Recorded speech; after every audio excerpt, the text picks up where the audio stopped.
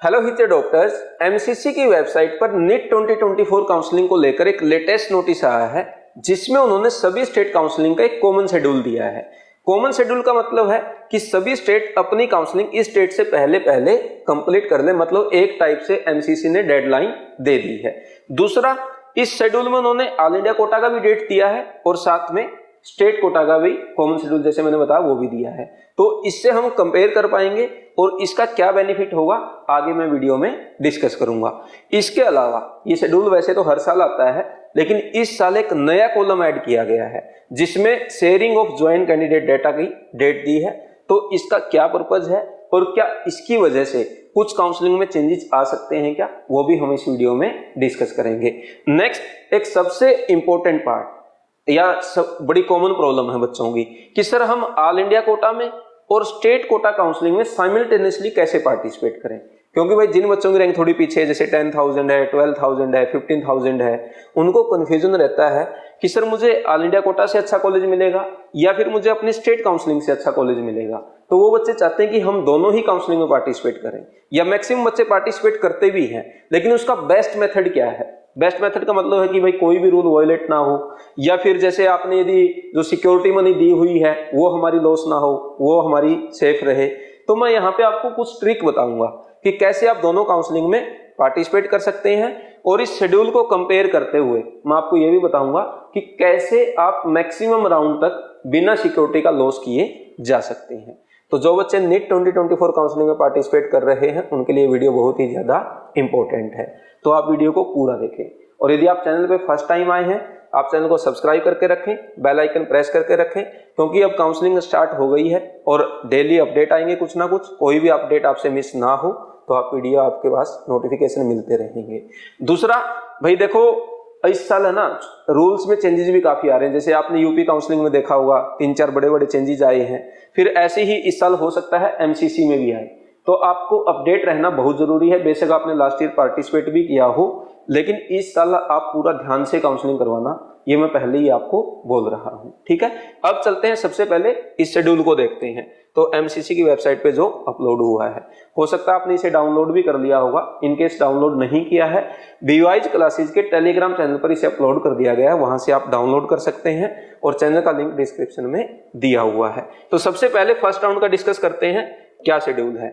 अब देखो भाई, ये यहाँ पे इन्होंने राउंड लिखा हुआ है, राउंड 1, ये इनकी ऑल इंडिया कोटा की काउंसलिंग है और ये सभी स्टेट की कॉमन काउंसलिंग शेड्यूल है, ठीक है। अब देखो, सबसे पहले यहाँ पे फर्स्ट राउंड का इन्होंने डेट किया है 14 अगस्त से लेकर 23 अगस्त तक। वैसे इन्होंने एक डिटेल्ड शेड्यूल भी दिया था जिसमें उन्होंने बताया था रजिस्ट्रेशन कब स्टार्ट होगा, चॉइस फिलिंग कब करनी है, वो वाला आप हमारे जो कम्युनिटी पोस्ट है उसमें भी देख सकते हैं या फिर टेलीग्राम पर भी अवेलेबल है। यहाँ पे देखो ये डेट दे दी 23 अगस्त का, मतलब ये है कि इससे पहले ऑल इंडिया कोटा के फर्स्ट राउंड का रिजल्ट आ जाएगा। आपको पता चल जाएगा कब तक मतलब कौन सा कॉलेज आपको अलॉट हुआ है या क्या मिला है या नहीं मिला है। दूसरा, इसमें इन्होंने लास्ट डेट ऑफ ज्वाइनिंग दी है, मतलब जो कॉलेज अलॉट हुआ है उसमें आप 29 अगस्त तक मतलब वहां पर जाके ज्वाइन कर सकते हैं, ठीक है। यहाँ पे स्टेट कोटा की यदि बात की जाए, स्टेट कोटा की काउंसलिंग स्टार्ट होगी 21 अगस्त से और कब तक चलेगी 29 अगस्त तक फर्स्ट राउंड की, मतलब 29 अगस्त से पहले आपका रिजल्ट आ जाएगा। अब यहाँ पे एक चीज आप देखें, यहाँ पे लास्ट डेट ऑफ ज्वाइनिंग 29 अगस्त है और यहाँ पे लास्ट डेट ऑफ काउंसलिंग 29 अगस्त है। मतलब इस दिन तो इससे पहले तो आपको अपने स्टेट कोटा से पता चलेगा कौन सा कॉलेज मिलेगा और यहाँ पे इससे पहले आपको कॉलेज में ज्वाइन करना है। तो सर अब दोनों में एक साथ कैसे करें भाई, आप दोनों में पार्टिसिपेट करो, ठीक है।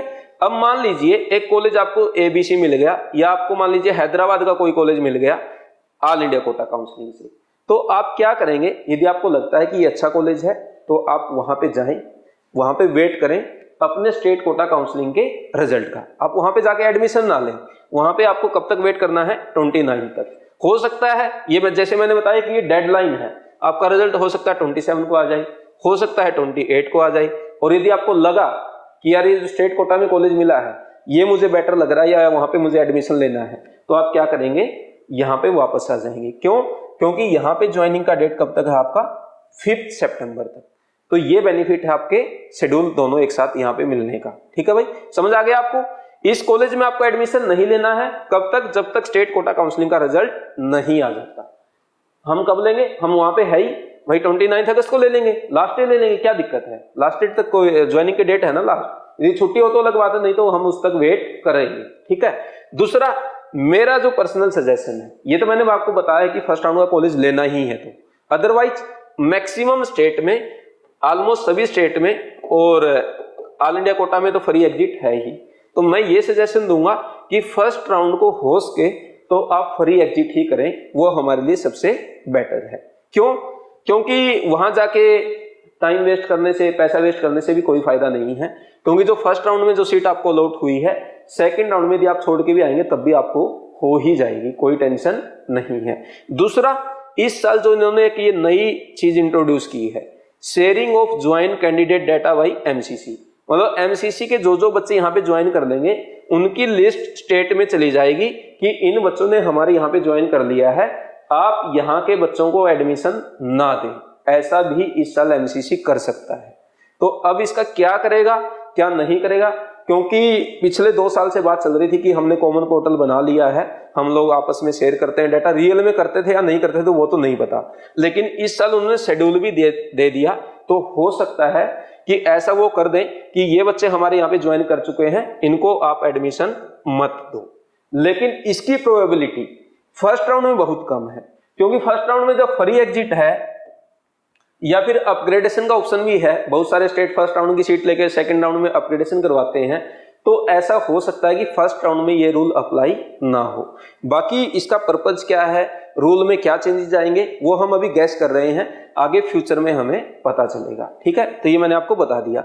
लेकिन अब हम चलते हैं सेकंड राउंड पे कि सेकंड राउंड में हम साइमल्टेनियसली कैसे पार्टिसिपेट कर सकते हैं। तो फर्स्ट राउंड में यदि बच्चे ने फ्री एग्जिट कर लिया है तब तो कोई प्रॉब्लम ही नहीं है, आप डायरेक्ट ये हो गया कि हम सेकंड राउंड में पार्टिसिपेट कर रहे हैं, तब तो आप इजीली कर सकते हैं। जिन बच्चों ने फर्स्ट राउंड में किसी कॉलेज में एडमिशन ले लिया है और वो चाहते हैं कि मैं सेकंड राउंड में भी दोनों जगह पार्टिसिपेट करूं, वो कैसे कर सकते हैं?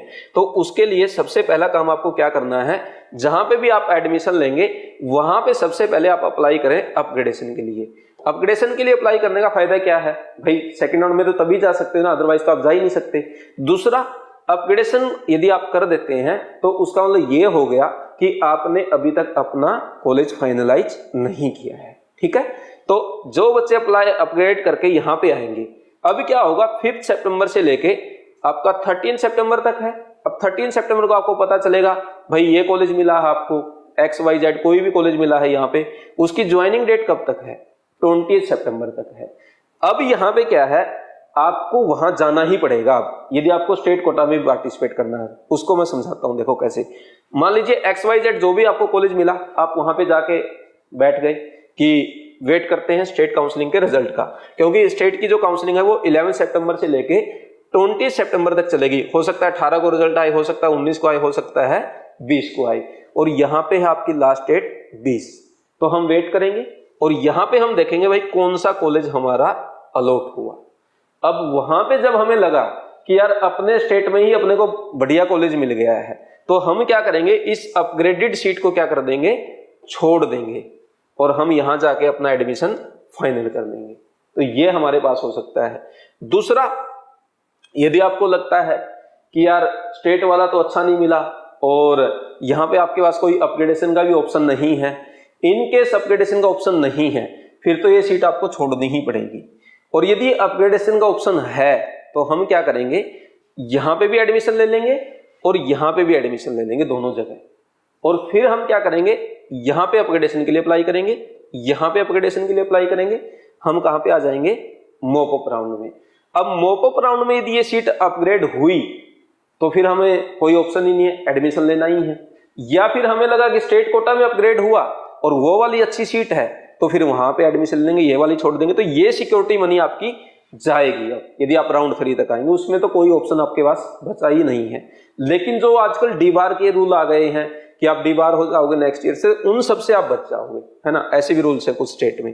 और डेट आप देख ही सकते हैं, यहाँ पे 5 अक्टूबर को रिजल्ट आएगा, 12 अक्टूबर तक आपकी ज्वाइनिंग डेट है। सिमिलरली यहाँ पे 12 अक्टूबर आपके रिजल्ट की लास्ट डेट है। तो वही काम करना है, वहां पे जाके आप बैठ जाएं जो कॉलेज अलॉट हुआ है और यहाँ पे अपग्रेडेशन का वेट करें मॉप अप राउंड में। ठीक है। और इस साल जैसे यूपी ने भी मॉप अप राउंड तक अपग्रेडेशन का ऑप्शन दे दिया है और 3-4 और भी चेंजेस किए हैं। इस पे भी मैंने एक डिटेल्ड वीडियो बनाया है कि यूपी काउंसलिंग में क्या क्या चेंजेस हुए हैं। वो वीडियो का लिंक डिस्क्रिप्शन में, वो वीडियो भी आप जरूर देखें, ठीक है। तो ये फायदा है जब अपने पास सामने डेट है। लेकिन एक पॉइंट मैं अभी भी कहूंगा, ये कॉमन शेड्यूल है, हर स्टेट का अपना शेड्यूल आएगा और उसमें थोड़े बहुत चेंजेस हो सकते हैं। लेकिन मैंने एक तरीका बता दिया है कि कैसे आपको साथ स्टेट में पार्टिसिपेट करना है और साथ ऑल इंडिया कोटा में पार्टिसिपेट करना है। इसका यही है भाई, एडमिशन का वेट करो, उस जगह पे चले जाओ। आपको लगता है ये वाला सही नहीं है तो वहां पे एडमिशन ले लो, नहीं तो आप वापस अपने होम स्टेट में आ जाओ। 5-6 दिन का टाइम ज्वाइनिंग के लिए है, इसको हम यूज कर सकते हैं। और एक हमारे अपग्रेडेशन का रूल का बेनिफिट ले सकते हैं, क्योंकि जो सीट अपग्रेड हुआ उसको छोड़ देंगे और छोड़ने से क्या होगा, सिक्योरिटी बनी जाएगी। लेकिन हम मैक्सिमम राउंड तक तो यहाँ पे पहुंच गए। अदरवाइज कई बच्चे क्या करते हैं, पार्टिसिपेट करते हैं, फिर वो एडमिशन ले लेते हैं, फिर उनको पता चलता है यार फर्स्ट राउंड वाली तो सही नहीं थी, या सेकंड राउंड में ले लिया ना, उन्होंने अपग्रेडेशन के लिए अप्लाई किया, तो यहीं से उनकी यहाँ की भी सिक्योरिटी गई, यहाँ से भी सिक्योरिटी गई। यहाँ पे जैसे मैंने बताया उससे एक ही जगह की सिक्योरिटी जाएगी और आप मैक्सिमम राउंड तक पार्टिसिपेट कर पाएंगे और बाकी कोई रूल वायलेट हुआ भी नहीं, ठीक है। बाकी इस साल जो ये डाटा आएगा, ये जो इन्होंने शेड्यूल दिया है, ये जो नया कॉलम है, यदि इसकी वजह से कोई चेंजेस आया है, फिर ऑल इंडिया कोटा और स्टेट कोटा में कैसे साइमल्टेनियसली पार्टिसिपेट करता है, उस पर मैं एक डिफरेंट वीडियो आपके लिए अपलोड करूंगा। लास्ट में उन्होंने आगे दिया है स्टेट वैकेंसी के लिए। स्टेट वैकेंसी में तो वही बच्चे पार्टिसिपेट करते हैं जिनको कॉलेज पहले मिला नहीं है, ठीक है, उसमें कुछ ज्यादा है नहीं। Commencement of academic session for UG courses 1 October 2024। इन्होंने यहाँ पे ये भी डेट दे दी है कि नीट 2024 के स्टूडेंट्स का कॉलेज कब से स्टार्ट हो जाएगा। काफी बच्चे वेट कर रहे हैं कि कब अपने ड्रीम मेडिकल कॉलेज में जाके अब MBBS की पढ़ाई स्टार्ट करें। तो यहाँ पे आपकी डेट है 1 अक्टूबर 2024। तो जिन बच्चों को कॉलेज अलॉट होगा वो 1 अक्टूबर से अपने कॉलेज में होंगे, अपनी MBBS का जो ड्रीम है डॉक्टर बनने का, उसका पूरे करने की फर्स्ट स्टेप पर होंगे, ठीक है भाई। तो ये हो गया आपका शेड्यूल। अब इसके अलावा जैसे भाई आपको समझ आ ही गया होगा, इस साल काफी सारे रूल्स में चेंजेस हैं और काउंसलिंग थोड़ी सी टिपिकल भी रहती है, जैसा आप सबको पता है। तो हम लोग भी आपको पर्सनल काउंसलिंग में हेल्प करते हैं। तो इसके लिए आप 7340250100 पर कॉल करके आप बात कर सकते हैं। क्या फीस है, क्या प्रोसीजर होगा, वो सारा आपको ये लोग एक्सप्लेन कर देंगे। इस पर्सनल काउंसलिंग में डायरेक्ट मैं ही आप लोगों से बात करूंगा। आपके जो भी पर्सनल डाउट होंगे कि सर मुझे तो मेरे पास ESIC कोटा भी है, मेरे पास AFMC में कैसे मैं जा सकता हूँ, कैसे पार्टिसिपेट कर सकता हूँ, क्या मुझे जाना चाहिए नहीं जाना चाहिए, और इसके अलावा कॉलेज प्रेफरेंस लिस्ट जो सबसे इंपॉर्टेंट है आपकी काउंसलिंग में। मार्क्स कितने भी हो, कॉलेज यदि प्रेफरेंस लिस्ट हमारी सही नहीं होगी तो कई बार तो ऐसे भी होता है बच्चे अच्छे मार्क्स होने के बावजूद भी प्राइवेट कॉलेज में एडमिशन ले लेते हैं, उनको पता ही नहीं चलता कौन सा कॉलेज ऊपर रखना कौन सा नीचे करना है। तो इसलिए कॉलेज प्रेफरेंस लिस्ट आपकी अच्छी बनी होना बहुत जरूरी है। तो हम ये डायरेक्ट आपको एक्सेल शीट में प्रोवाइड करते हैं जो बच्चा पर्सनल काउंसलिंग में पार्टिसिपेट करता है, ठीक है भाई। इसके लिए कोई भी डिटेल आपको चाहिए इस नंबर पर कॉल करके आप बात कर सकते हैं। और कोई डाउट है काउंसलिंग को लेके, या आपको देखना है भाई हमें पिछले साल किस रैंक पे कौन सा कॉलेज अलॉट हुआ था, तो उसका मैं पहले भी कई बार बता चुका हूँ कि 400+ कॉलेजेस का हम कट ऑफ का एक पूरा PDF आपके लिए BWise ऐप पर अपलोड कर चुके हैं राउंड वाइज। राउंड 1 में क्या था, राउंड 2 में क्या था, राउंड 3 में क्या था, राउंड 4 में क्या था, इसके अलावा किस कॉलेज की क्या फीस है, कितना बॉन्ड है, या फिर कोई नया अपडेट है, वो सारे हम उस कोर्स में अपडेट करते रहते हैं। तो आप उस कोर्स को ज्वाइन कर सकते हैं। उसका प्राइस है 499। अभी उस पर 500 रुपीज का डिस्काउंट है, उसके लिए आप प्रोमो कोड यूज करेंगे NEET 500, तो वहां पे आपको सारी डिटेल कॉलेजेस की मिल जाएगी। तो हमने यहाँ पे डिस्कस कर लिया कि एक तो शेड्यूल जो आया है, दूसरा कैसे हम साइमल्टेनियसली पार्टिसिपेट कर सकते हैं जो कॉमन डाउट रहता है बच्चों का, और यदि पर्सनल काउंसलिंग में आपको हेल्प चाहिए मैंने आपको नंबर बता दिया है, उस पर आप कॉल करके बात कर सकते हैं। फिर भी कोई आपका डाउट है आप कमेंट करके पूछ सकते हैं। और वीडियो अच्छा लगा तो लाइक करें, शेयर करें। Thank you very much.